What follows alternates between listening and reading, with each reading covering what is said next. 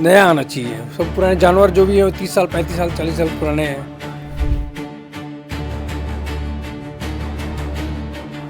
भिलाई रायपुर दुर्ग क्षेत्र में मतलब घूमने का कई जगह बन गए, तो लोग मैत्री बाग आना, क्या पुरानी चीज़ें वही है तो यहाँ लोग आना छोड़ दिए। अब निजीकरण वाला जानवर नहीं संभाल पाएगा, जानवर की किसी के संभालने की बस की बात नहीं है, वो गवर्नमेंट ही कर सकती है। जानवरों का देखभाल काम गवर्नमेंट।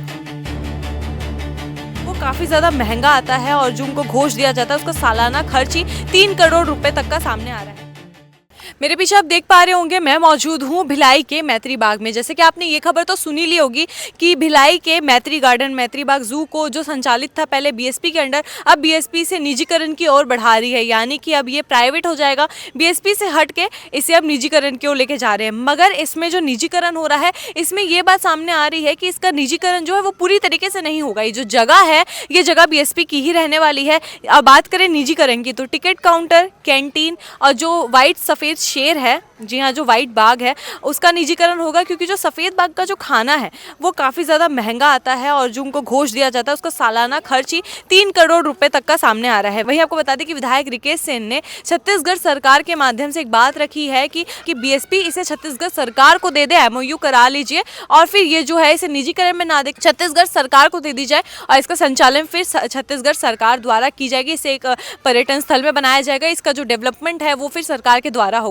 पुरानी हालातों से देखें तो अब इसकी क्या कुछ हालात है और क्या कुछ इसमें बदला है और क्या वजह है। कहीं ना कहीं क्योंकि नौका विहार जब होती है तो ये जो इतना बड़ा सा एक पॉन्ड एरिया है इसकी साफ सफाई होना भी बेहद ज़रूरी है, क्योंकि यहाँ पे जो घास है, जो पानी में जो पेड़ पत्ते बहुत जल्दी उगते हैं, तो इसका जो मेंटेनेंस है, जो साफ सफाई का है वो लगातार ही होनी चाहिए। और वही सारी चीज़ें कहीं ना कहीं एक भार बन जाती है, क्योंकि ये चीज़ें जो है वो लगातार साफ सफाई पर ध्यान देना बहुत ज़्यादा ज़रूरी है।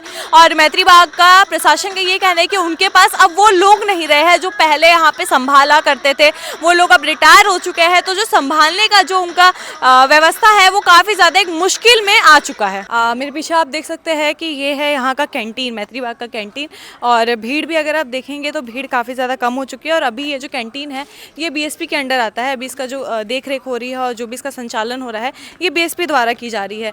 अभी ये जो कैंटीन है ये बीएसपी के द्वारा संचालित हो रही है ना। अच्छा, तो अभी ये कहा जा रहा है कि ये जो कैंटीन है इसे भी प्राइवेटेशन यानी कि निजीकरण में दे दिया जाएगा। तो यदि अगर ये जो कैंटीन है ये निजीकरण में जाता है तो क्या इससे कुछ बदलाव आएगा, क्या इसे निजीकरण में जाना चाहिए? निजीकरण में जाने से रेट महंगा रहेगा, प्राइवेट सरकारी के अपेक्षा वही रहता है और क्या वही में रहता है।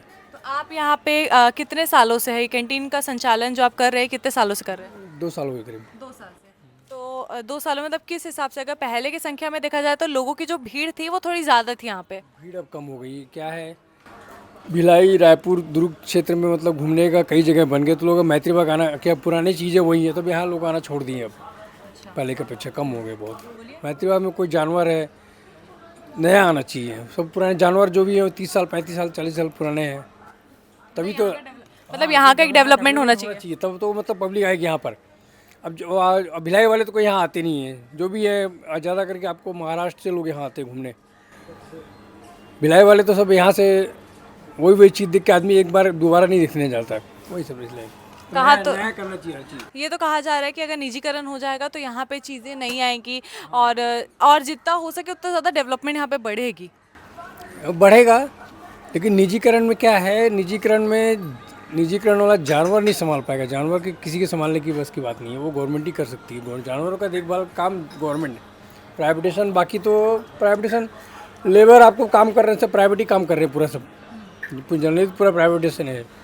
प्राइवेटेशन को और अच्छे से मतलब वो किया जाए फिर तभी जाके मतलब थोड़ा, लेकिन मेन क्या है यहाँ का अगर वो करना है तो जानवर नया लाया जाए, तभी यहाँ के मतलब कुछ नया बनाया जाए मैत्री बाग को।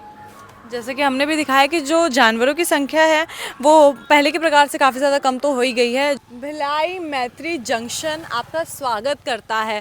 अब मैत्री जंक्शन काफ़ी ज़्यादा पसंदीदा एक जगह था लोगों का, मगर अब वो जो जगह है वो खंडर हो चुकी है। जैसे कि मैंने आपको दिखाया कि यहाँ पे जो टॉय ट्रेन है जो जिसमें बच्चे भी जाते थे, इसमें बड़े भी जाते थे, और ये एक पूरा मैत्री गार्डन का ऐसे राउंड मारता था जो कि एक अच्छा ऐसे लगता था जैसे कि हम जंगलों के बीच में घूम रहे हैं। मगर अब वो जो जगह है, जो जंक्शन है और जो टॉय ट्रेन ट्रेन है उसकी हालात पूरी खस्ता हो चुकी है, बदहाल हो चुकी है, जंग लग चुके हैं, तो इसे भी निजीकरण में डाला जा रहा है ताकि ये जो मिनी ट्रेन है ये वापस से शुरू हो सके, लोग वापस से इसमें सफ़र कर सके और जो मनोरंजन एक मैत्री गार्डन दिया करता था एक समय पे, वो जो मैत्री गार्डन की जो सच्चाई थी, वो जो मैत्री गार्डन की जो असली खुशी थी वो वापस से शुरू हो सके। तो ऐसे में टॉय ट्रेन की जो खस्ता हालत है वो हमने आप तक पहुंचाई। तो आपका क्या कहना है ये टॉय ट्रेन को देख के, क्योंकि यहाँ पे तो लिखा है कि मैत्री जंक्शन, मगर जो यहाँ पे ताला लगा है, ये सालों से यहाँ ताला लगा है और चीज़ें यहाँ पे शुरू कब हुई थी इसका अंदाज़ा भी किसी को नहीं है। तो जैसा कि मैंने आपको दिखाया कि यहाँ पे जो हालात है मैत्री गार्डन की,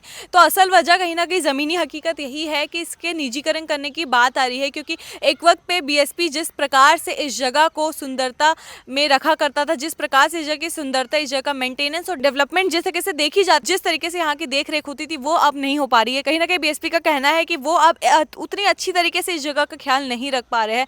जो सुविधा यहाँ पे मौजूद होनी चाहिए, चाहे वो भिलाई वासियों के लिए, दुर्ग वासियों के लिए, और सिर्फ भिलाई दुर्ग नहीं, रायपुर, राजनांदगांव, ऐसे कई सारे अलग अलग जिलाएं हैं, ऐसे कई सारे अलग अलग शहर है जहाँ से लोग मैत्री बाग में घूमने आया करते थे। मगर अब वो जो मैत्री बाग है वो इस परिस्थितियों में आ चुकी है कि उस जगह का अब निजीकरण होने जा रहा है। निजीकरण के जो वजह है वो हम आप तक बता रहे हैं, वो हमने आप तक पहुँचाया। और कहीं ना कहीं निजीकरण से हट के अब जो सरकार ने ये मांग रखी है कि आप इसका निजीकरण मत कराइए, आप इसे छत्तीसगढ़ सरकार को सौंप दीजिए। तो अब देखने वाली बात ये रहेगी कि क्या इसका निजीकरण होगा या फिर ये सरकार को सौंप दी जाएगी। ये दोनों ही परिस्थितियों में क्या चीज़ चुनी जाएगी। मगर जितनी हालातें हमने अभी तक आपको दिखाई, तो इसमें आप आम जनता का क्या कहना है कि क्या इस जगह का प्राइवेटेशन होना चाहिए, क्या इस जगह को छत्तीसगढ़ सरकार को सौंप देना चाहिए? आपकी क्या राय है इसमें कमेंट्स करके ज़रूर बताइए। और मैत्री गार्डन से जुड़ी अगर आपकी भी कुछ ख्यालात है, अगर मैत्री गार्डन से जुड़ी आपकी कुछ भी बातें हैं, तो आप कमेंट सेक्शन में अपनी राय ज़रूर रख सकते हैं। और ऐसी ही जानकारियों के लिए बने रहिए छत्तीस टीवी के साथ। इसमें क्या कुछ आगे रहता है हम आप तक ज़रूर पहुँचाएंगे। धन्यवाद।